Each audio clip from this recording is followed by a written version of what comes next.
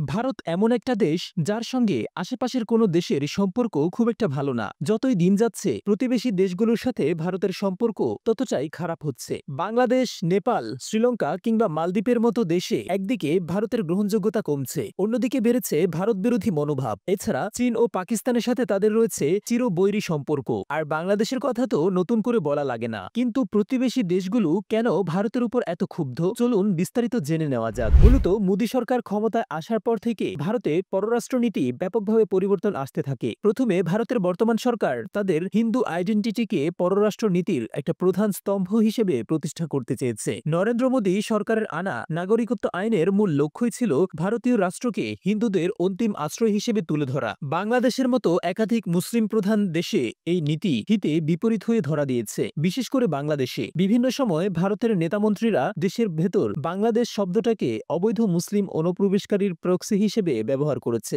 যা দ্বিপাক্ষিক সম্পর্কে প্রভাব ফেলেছে। এছাড়া সীমান্ত ইস্যু থেকে শুরু করে বৈদেশিক বাণিজ্য এবং নদী পানি বন্টন ইস্যু সব দিকেই ভারত আধিপত্য বিস্তার করছে। অপরদিকে সুসম্পর্কের খাতিরে নিজেরা সর্বোচ্চ সুবিধা ভোগ করছে। রেল ট্রানজিট সুবিধা থেকে শুরু করে বন্দর ব্যবহার এবং বাংলাদেশের বিদ্যুৎ খাত সবখানে ভারত লাভবান হয়েছে। শেখ হাসিনা সরকারও এই সম্পর্ককে সমতার সম্পর্ক বললেও দেশের মানুষ কখনোই সেটি মনে করেনি। হাসিনার পতনের পর মানুষের মনে সেই ক্ষোভ তীব্র আকার ধারণ করেছে। প্রায় একই রকম ঘটনা ঘটেছে ভারতের অন্যান্য প্রতিবেশীদের সাথেও। নেপালের নতুন সংবিধান প্রণয়ন করার সময় ভারতের প্রচ্ছন্ন সমর্থন যে অর্থনৈতিক অবরোধ কর্মসূচি পালিত হয়েছিল, তার বিরুদ্ধে সেদেশের সাধারণ মানুষ ভারত বিরোধী প্রতিবাদে ফেটে পড়েছেন। নেপালের ক্ষমতাতেও আছেন ভারত বিরোধী হিসেবে পরিচিত কেপি শর্মা ওলি।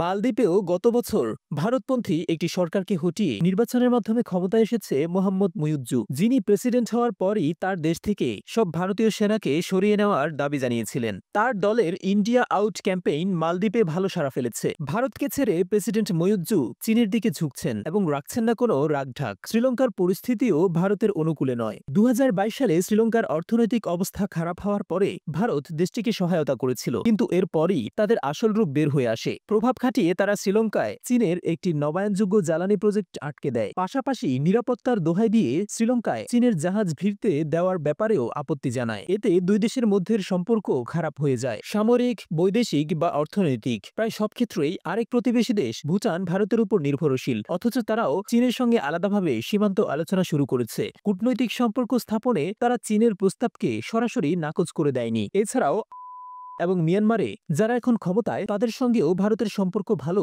একথা জোর দিয়ে বলা যায় না। এর মধ্যে একটি সরকারের সাথে ভারতের এখনো পূর্ণ কূটনৈতিক সম্পর্ক স্থাপিত হয়নি। অন্যদিকে মিয়ানমারে চলছে অস্থিরতা। সেখানে বিভিন্ন খাতে ভারতের শত শত কোটি টাকার বিনিয়োগ এখন প্রবল অনিশ্চয়তার মুখে পড়েছে। সীমান্ত ইস্যুতে চীন এবং পাকিস্তানের সাথে দীর্ঘদিনের বৈরিতা তো আছেই। গত এক দশকে প্রতিবেশী দেশগুলোর সরকার নিজেদের স্বার্থে ভারতের প্রতি খুবই বন্ধুত্বপূর্ণ ছিল, কিন্তু এইসব দেশের সাধারণ মানুষ বর্তমানে ভারত বিরোধিতায় ফুঁসছে, যার প্রতিফলন বাংলাদেশ, নেপাল এবং মালদ্বীপেই স্পষ্ট হয়েছে। কিন্তু স্থিতিশীলতা বা গণতন্ত্রের কথা বলে ভারত কখনো এসব দেশের মানুষের ক্ষোভ কিংবা উষ্মাকে গ্রাহ্য করতে চায়নি। বলা যায় এটাই তাদের জন্য কাল হয়ে দাঁড়িয়েছে। প্রতিবেশী দেশগুলোর এতদিনের জমা হওয়া এই রাগে ভারত কিভাবে সামাল দিবে, এটাই এখন তাদের সামনে আসল চ্যালেঞ্জ।